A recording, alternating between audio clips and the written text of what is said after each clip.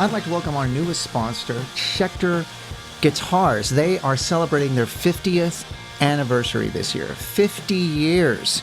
They have sent me the 50th anniversary of the C1. Man, this thing is just beautiful. It plays great. It was set up perfectly once I got it out of the case. There's something for everyone over there at Schecter. Find out more of what they're doing at schecterguitars.com. I'm here to talk about Jim Dunlop and MXR pedals. If you haven't been over to the Jim Dunlop site in a while, I suggest you go right now because everything you could possibly need for the gigging guitar player is there. From picks to cables to pedals, their iconic line of MXR pedals, the Jim Dunlop Crybaby, the Tortex picks, need I go on. There's even a signature pick for most, if not all, of your favorite guitar players right there. Straps, strings, everything you could possibly want. I've personally used Jim Dunlop and MXR products for as long as I can remember. They've also been a partner here at the podcast since the beginning, and I'm honored that they have been with us, and I love the folks over there. I think you will too, so check out what they're doing at jimdunlop.com.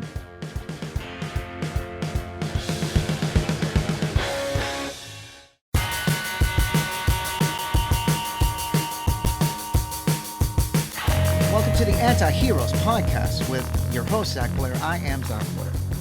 How's everybody doing? How's your drive? How's your day? I hope everything's good.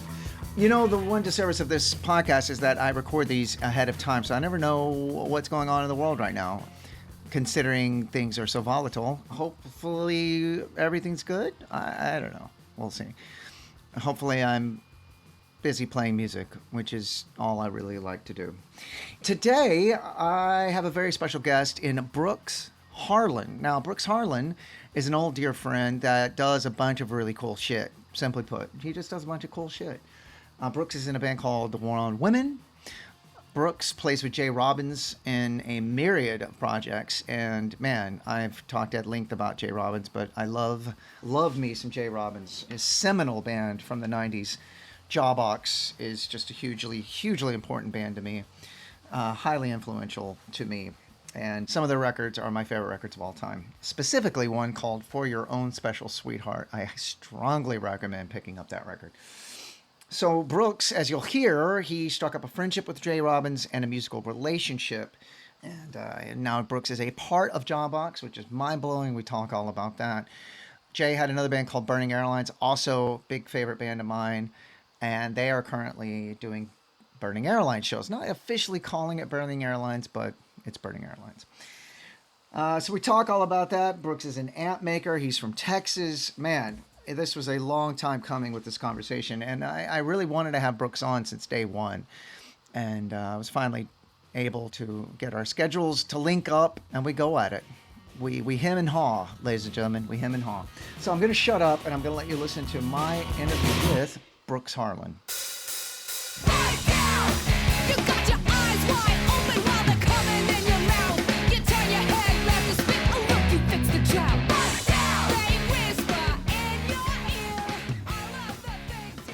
Yeah, so I was born in El Paso, Texas.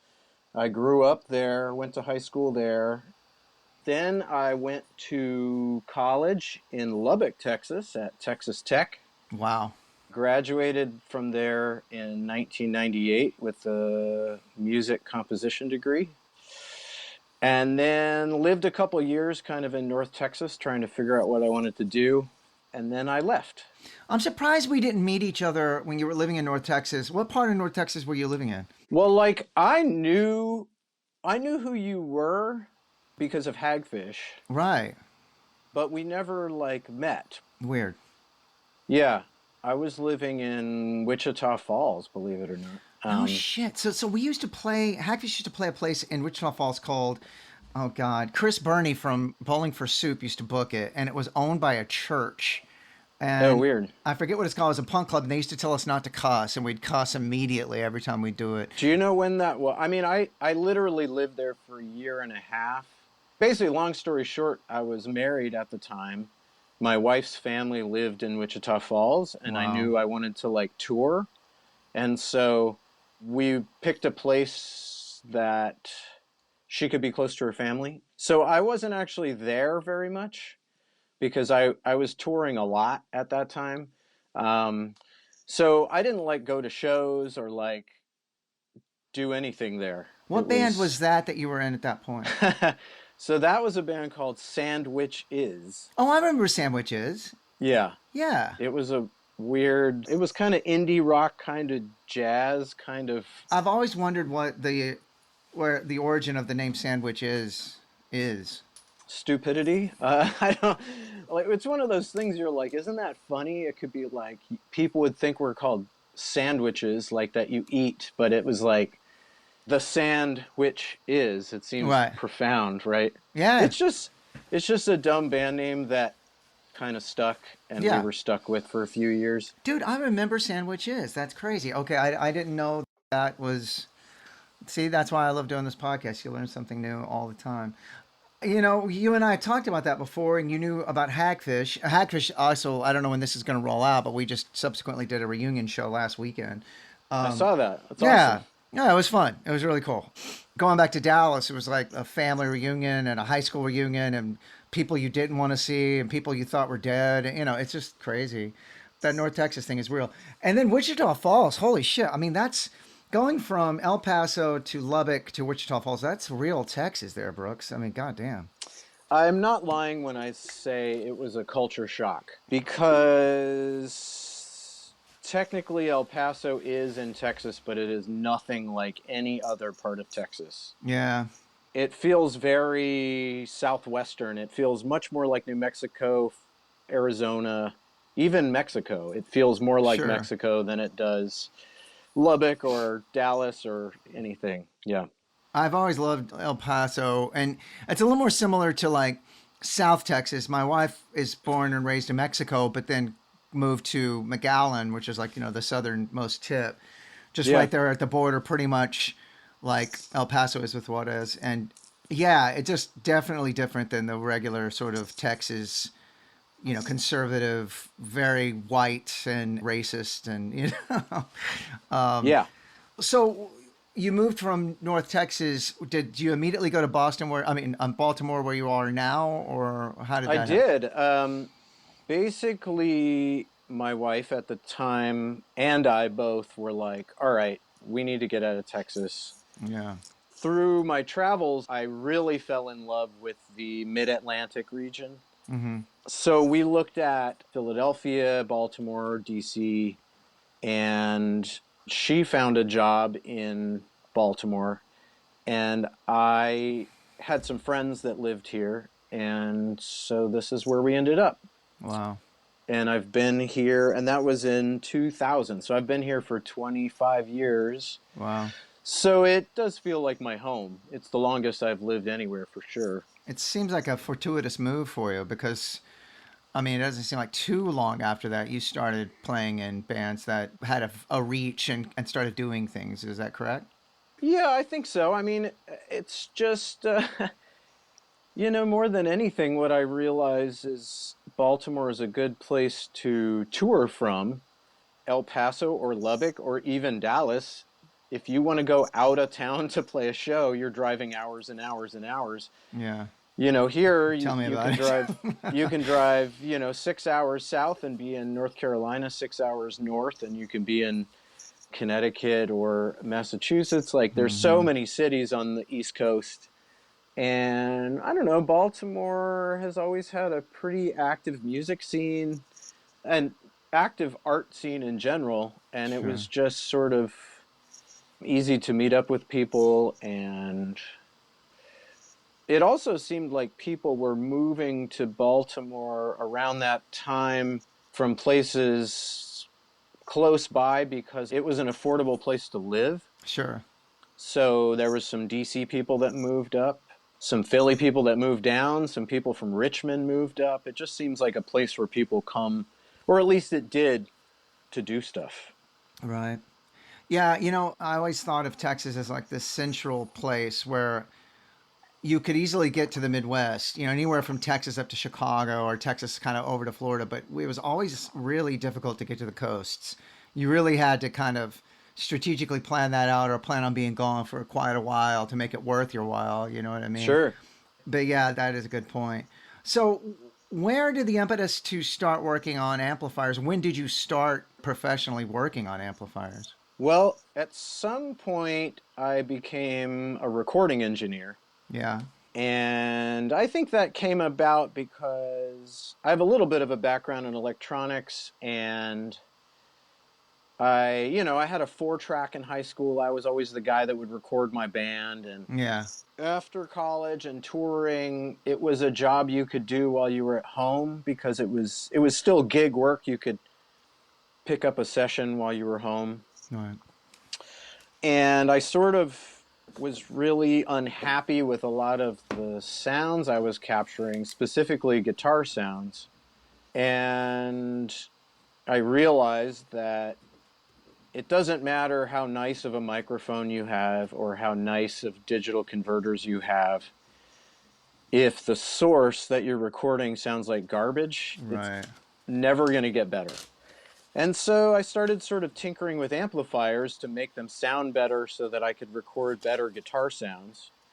And this was, again, early 2000s. And around that time, there was a couple of people in the Baltimore area that stopped doing tube amp work because of various reasons. So this big hole opened up in guitar amp world, and people were looking for somebody to work on stuff, and just word got around. People would give me amps to work on.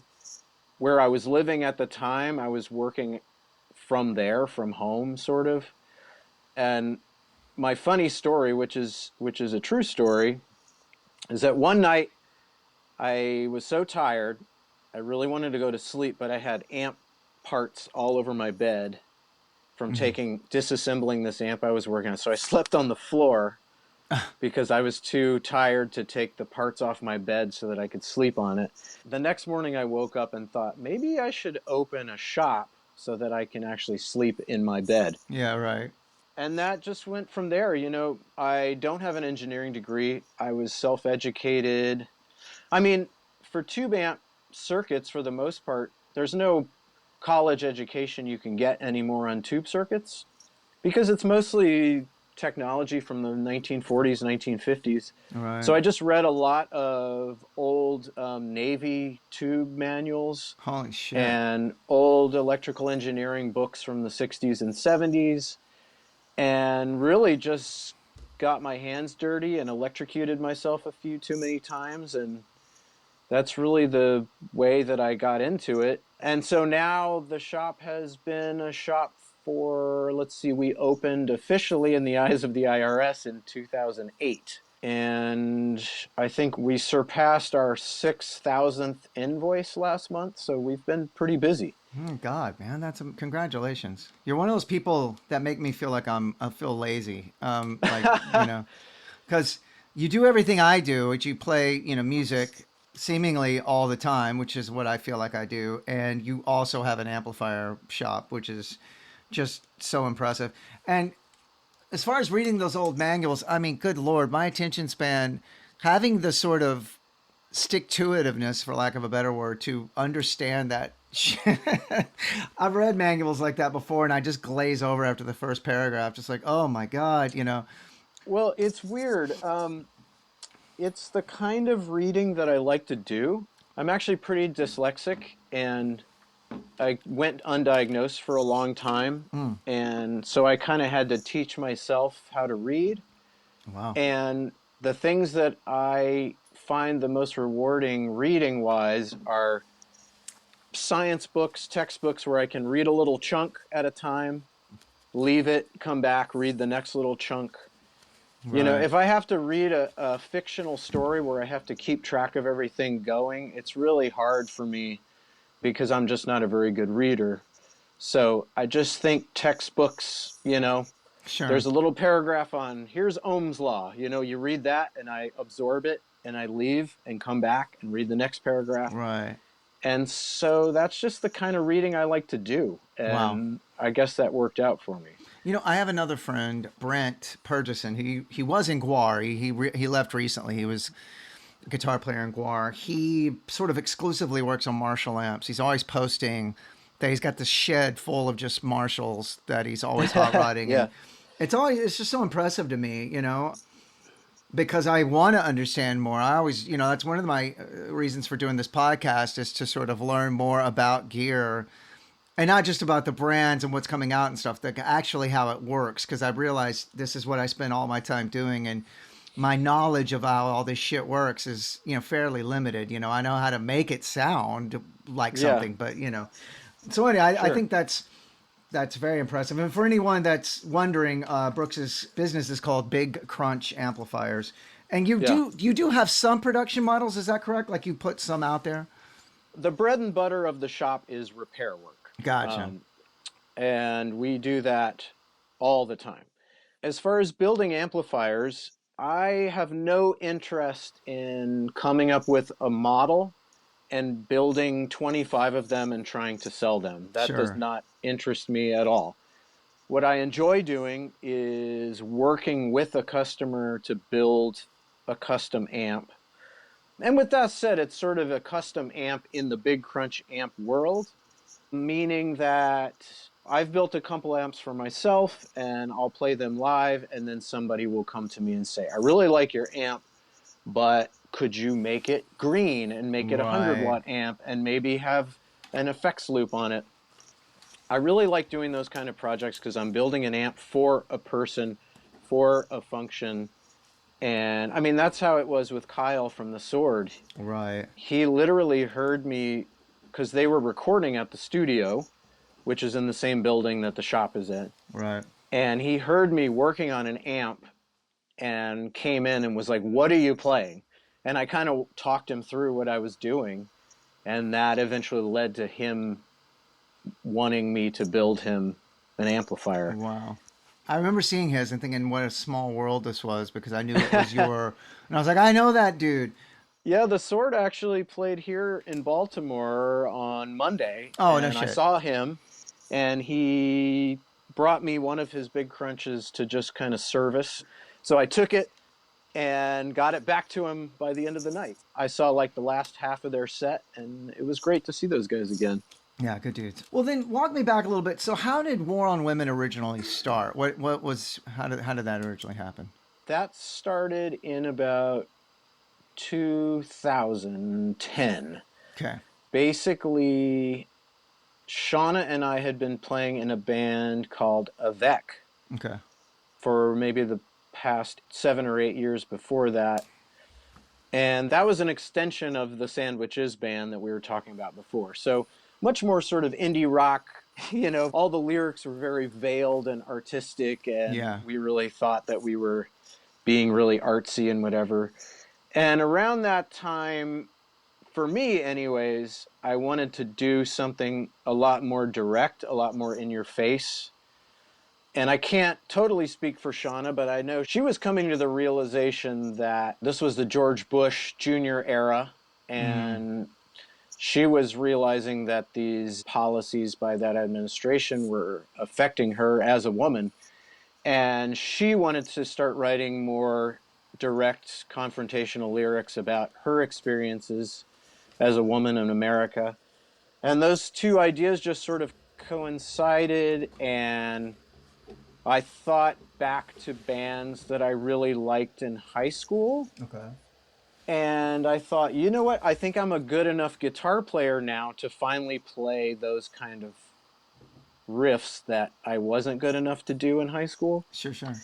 So she and I started kind of writing these demos and bouncing ideas back and forth. And we wrote about 5 songs as demos, and then we just looked for people to fill out the rest of the band. And that was how it started.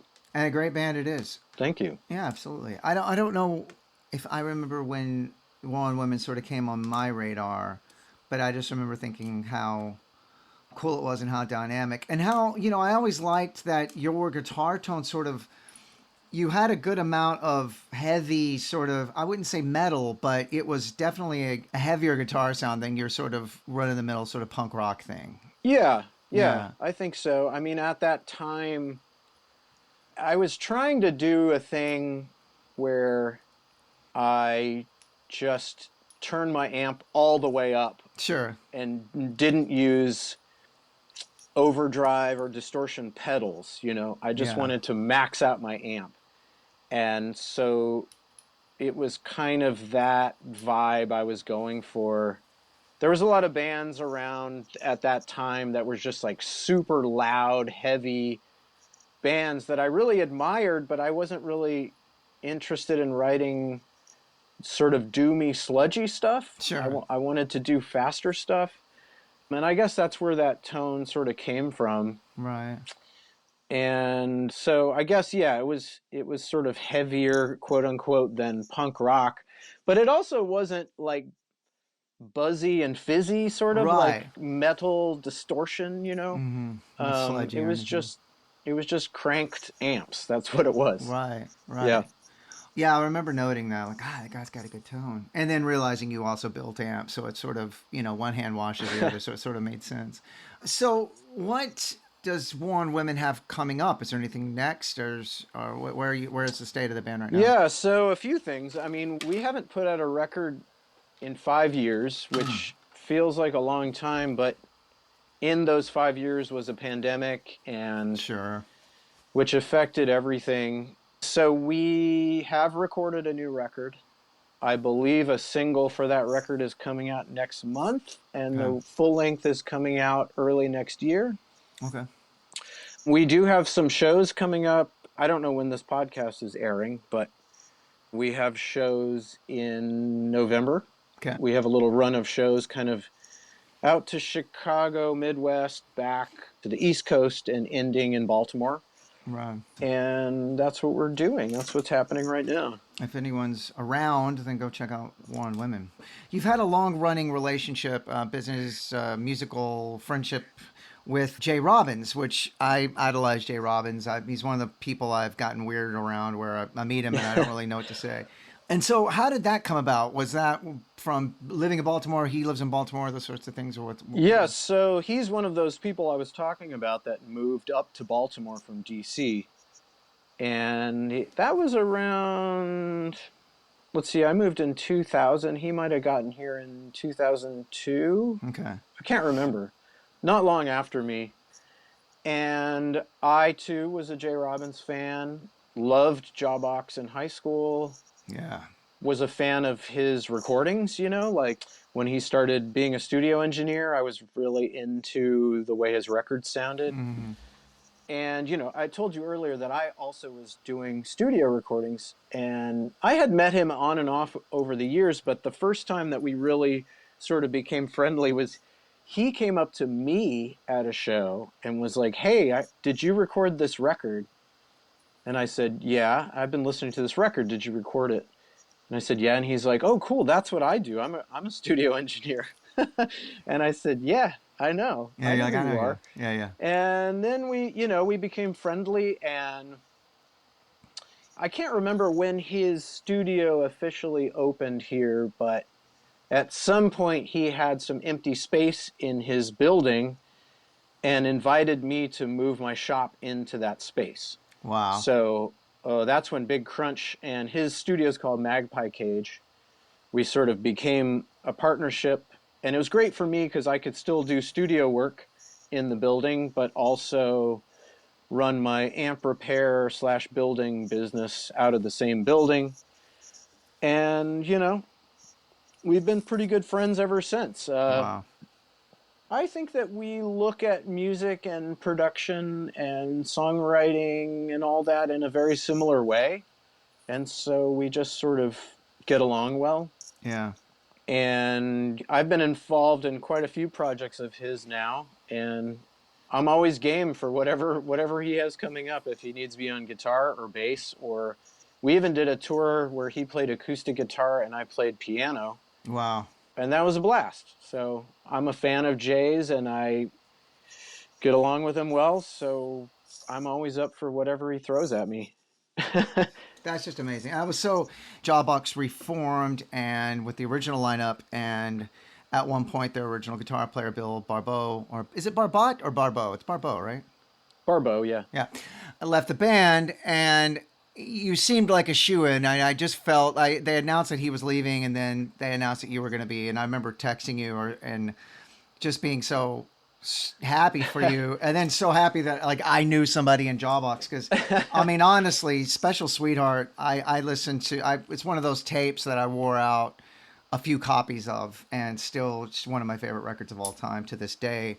But all the Jawbox work is just unbelievable. And so you are now an official member of Jawbox, which is just man, that's I mean, mind-blowing. it was such an honor to be asked. I know all of them pretty well. I had worked for Jawbox before. I'd done front of house sound for them. I had teched for them. I had done guitar tech for them. Yeah. I mean, basically, when they decided to do the 2019 reunion shows, Bill was very upfront and said, hey, I have a timeline here, and then I'm kind of done. And everybody agreed to that. Unfortunately, the pandemic sort of split that reunion in half. Yeah. And so when they went to reschedule the remaining shows, Bill was like, I'm done, basically. Yeah. And they all sort of voted to keep going and then asked me to finish out the reunion stuff. And I was flattered. I was honored. I was a little bit intimidated, a lot intimidated to learn all those parts.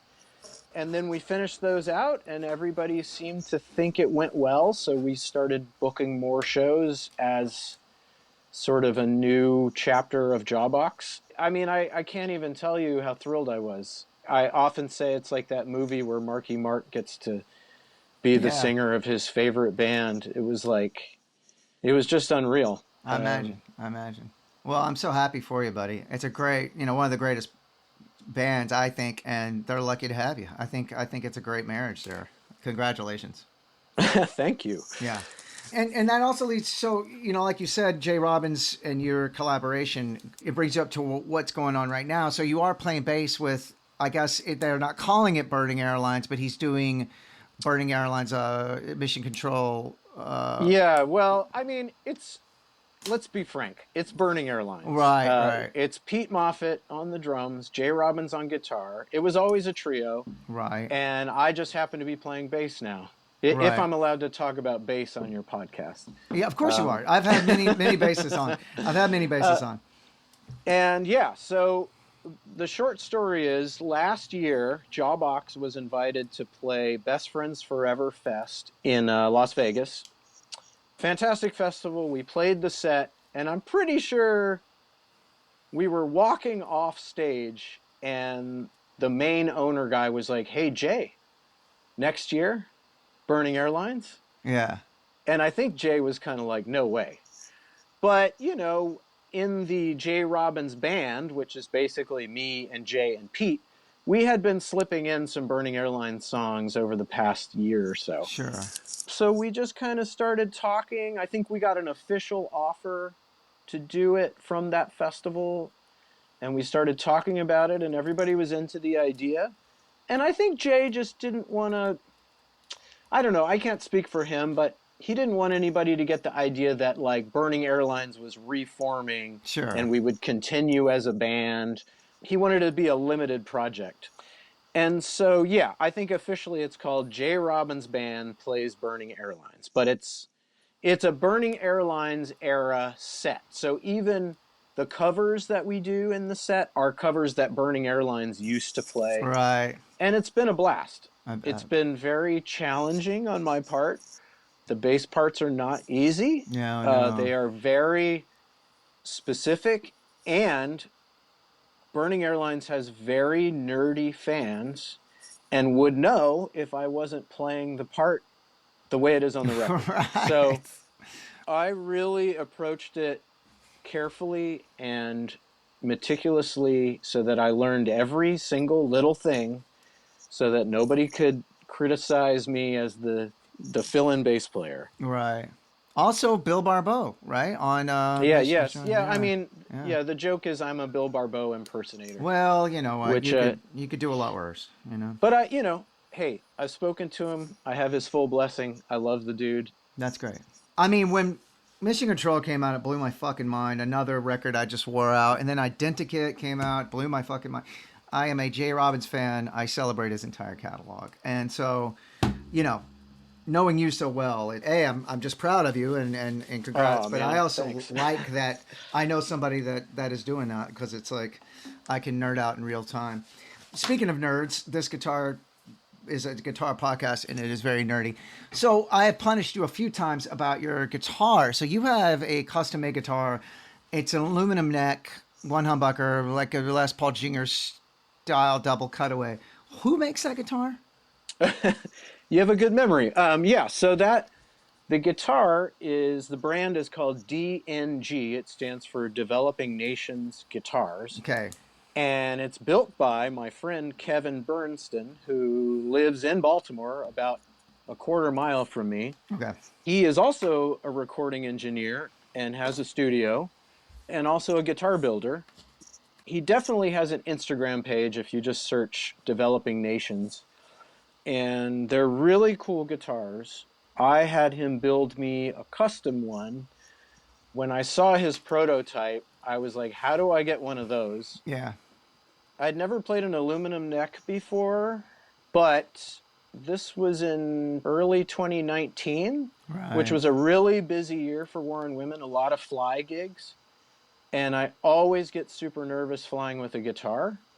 And knowing that that guitar is basically indestructible, Sure. I was really into the idea of getting that aluminum neck. So it's a custom build. It's, like you said, it's kind of a Les Paul Jr. style body, black, single humbucker. The humbucker is a Golden Age overwound from Stuart McDonald. Has a single switch, which is just a kill switch. Wow. I requested that because on all my other guitars, I usually wire out the controls because I always hit them by accident and don't know. And so I've turned my tone down or my volume down accidentally or whatever. And live, I never used the neck pickup. So I just had a single pickup with a kill switch. It's also unique for an aluminum neck because it has a composite board fingerboard. Yeah. So it looks like a wooden fingerboard. It's actually a composite board, which is like super compressed. I think it's like paper or something, but it's really, really hard. No shit. I don't think he makes those anymore because there was an issue with the way that, like after about a year, sort of the composite board, the way it settled versus the way that the aluminum settled, it gave a slight back bow in the neck. So now I think he only makes all aluminum necks, you know, like the traditional. Oh, right. Where the fingerboard is also aluminum. Yeah, sure. But yeah, so it's one chunk of aluminum that goes through the body. Sure. I think it's a really attractive, unique guitar. It's super cool. I really like the way it sounds. It really cuts. Yeah. It has a nice balance of, if I'm playing chunky chords, it's thick enough, but if I'm doing like a arpeggio where I'm ringing out, you can still hear the individual notes. Sure. And yeah, that's my main guitar that I play. Yeah, I've seen you pretty much exclusively play that one since you got it. Yeah. Because you were like Black SG before that, correct? Yeah, I have quite a few SGs, and AC/DC was like my favorite band as an early kid. Of course. So I kind of still am always going for that sound, like a cranked Marshall with a SG in front of it. But now you can see why I'm so concerned flying with guitars, because SGs are notorious for snapping at the headstock. Always. So it's almost like you have to get that out of the way with them. That you just got to break them and then just. And I've gotten quite good at resetting necks. Yeah. So yeah, I still travel with SG as a backup just in case. So that's kind of where I started from. So that's why the aluminum neck has a overwound humbucker, and you know, I was trying to go for kind of an SG feel. Right. Well, it's a cool guitar. I think the first time I saw it was when we did a festival date in Australia. Remember that? It was like Judas Priest and Behemoth and Slayer and I remember it Ghost, well. And then us and you guys. Yeah, it was pretty new at that point, because I believe, spring of 2019. Yeah, So I'd only had it yeah. a couple months. I remember it was like, yeah, one of the last things we did, and then before the fucking shutdown. So, real quick, I ask everybody, what is one that got away? Have you had something stolen, or you've lost something, or you had to hawk something in the early days that you never got back? Well, gosh, I have a couple answers, but I think the best one is, so backing up, I grew up in El Paso, Mm-hmm. and the band At the Drive-In is from El Paso, Sure. obviously. And my best friend, my childhood best friend, is Jim Ward, who was Yeah. in At the Drive-In, later Sparta. And he had this Marshall valve state head. Okay. That was the thing he played on definitely the first few 7-inches. So he had painted the Tolex green and put a silver star on one side of the head cabinet. Okay. And I guess when At the Drive-In reached a point where he was like, oh, I'm going to get a better amp, I bought that head from him for probably nothing. And that's when I was in college. So I was in Lubbock, and my band was practicing in a storage space. And that storage space got broken into. Oh, no. Everything stolen, including that. And I would love to know what happened to it. You know, it was a valve state head. It wasn't a great head. Sure, but still. But it meant a lot to me because I bought it from my best buddy. And, you know, it was played on the first two At the Drive-In 7-inches. And I don't know, it's just a little piece of my past. It's Lubbock, and if it's still green and it still Well, has a star, man, you know what I mean? Like, it's... I looked everywhere.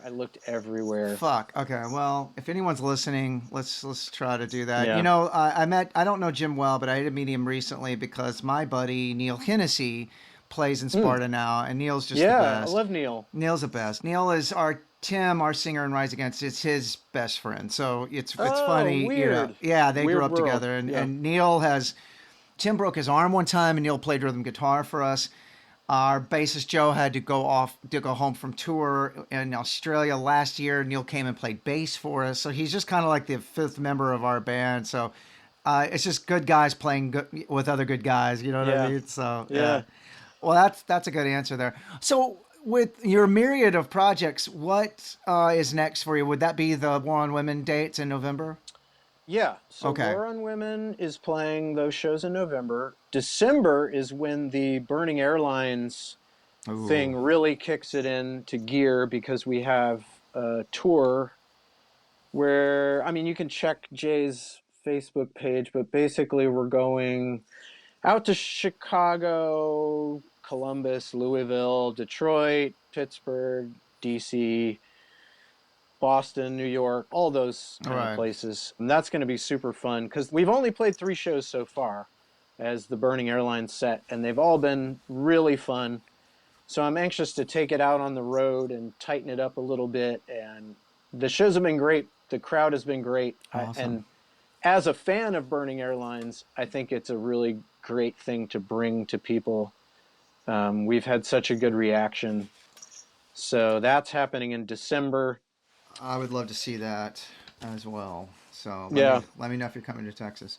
Well, shit, it's been so nice catching up with you. I'm Likewise. Much more of your time.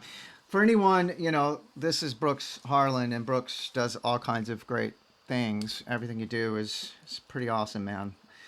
Yeah, go support the guy. Go check out what he's doing. I know I will. And Brooks, we've been seeing each other for... We've been on and off. Satelliting forever. And it's weird you're from fucking North Texas and we didn't know each other when you lived here. Blows my mind. Well, that's the way it goes. Yeah. You can't know everybody. Yeah, you're right. The universe puts you in each other's paths when it's ready. That's true. Yeah. I believe that. Yeah. I agree. All right, Brooks. Thank you so much, buddy. Thank you so much. Take care, Zach.